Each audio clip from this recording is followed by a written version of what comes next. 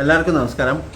ഇന്ന് ഞാൻ നിങ്ങളുടെ അടുത്ത് ഒരു ടോപ്പിക്കായിട്ട് വന്നിരിക്കുന്നത് എന്താ വെച്ചാൽ, പാരമ്പര്യമായിട്ട് ഒരാൾക്ക് കഷണ്ടി ഉണ്ടെങ്കിൽ, ഫോർ എക്സാമ്പിൾ നിങ്ങൾക്ക് പാരമ്പര്യമായിട്ട് നിങ്ങളുടെ ഫാമിലിയിൽ കഷണ്ടി ഉള്ള ആളുകളാണ്.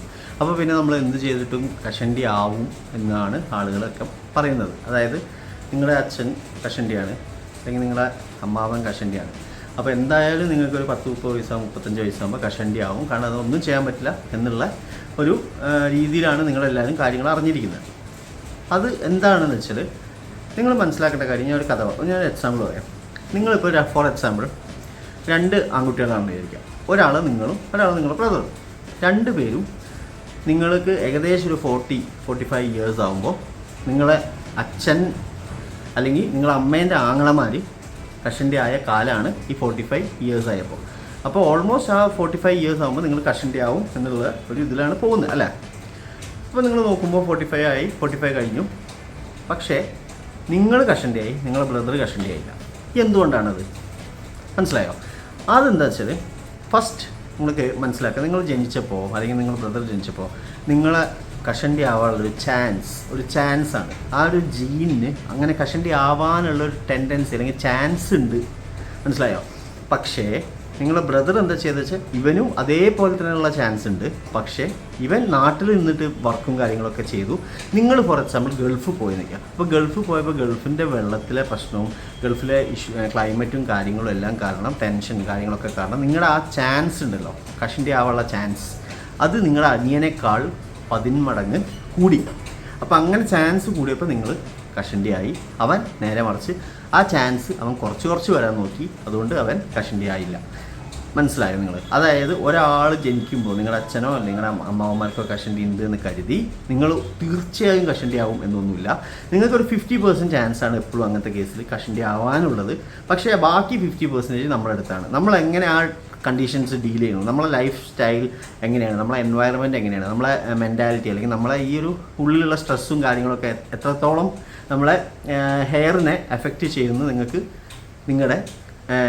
നിങ്ങളുടെ ബ്രദറിൻ്റെയും കൂടി കണ്ടീഷനിൽ നോക്കിയാൽ മനസ്സിലാവും. ഫോർ എക്സാമ്പിൾ ഞാൻ കഥ പറഞ്ഞത്, കാരണം എന്താ വെച്ചാൽ നിങ്ങൾക്ക് ഭയങ്കര ടെൻഷനും കാര്യങ്ങളൊക്കെ അടിച്ചു നടന്നു, നിങ്ങൾക്ക് മുടി പോയി. പക്ഷേ ബ്രദർ കൂളായ നാട്ടിൽ തന്നെ നിന്നു, പക്ഷേ അവന് മുടി പോയില്ല. അപ്പോൾ നിങ്ങൾ മനസ്സിലാക്കുക, അങ്ങനെ നിങ്ങൾക്ക് എന്ത് വന്നാലും കഷണ്ടി ആവും എന്നുള്ള ഒരു സ്കീമും ഇല്ല.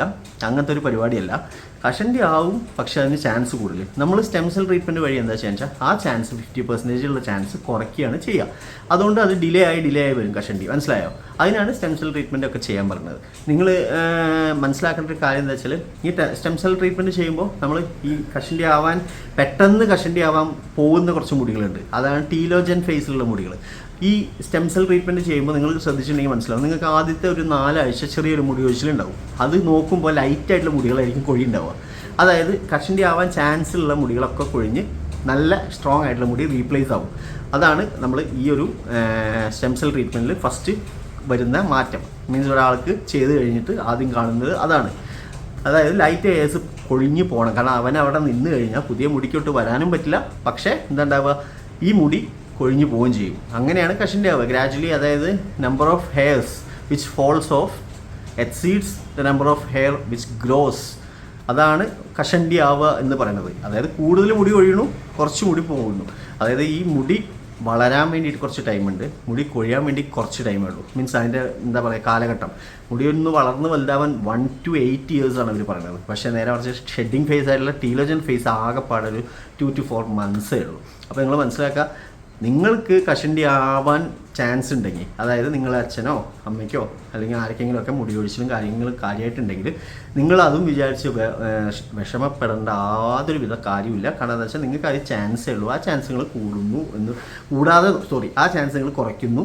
ആ ചാൻസ് നിങ്ങൾ കുറച്ച് നിങ്ങളെ ഹെയർ പ്രിസർവ് ചെയ്യാൻ നോക്കുന്നു. അല്ലെങ്കിൽ നിങ്ങൾ കഷണ്ടി ആവാനുള്ള ഒരു ടൈം ഡിലേ ആക്കാൻ നമുക്ക് ശ്രമിക്കാം. പിന്നെ ഒരു കാര്യം കൂടി, എല്ലാവരും വിചാരം അച്ഛന് കഷണ്ടി ഉണ്ടെങ്കിൽ ഡയറക്റ്റ് നിങ്ങൾക്കും കിട്ടും കഷണ്ടി എന്നാണ്.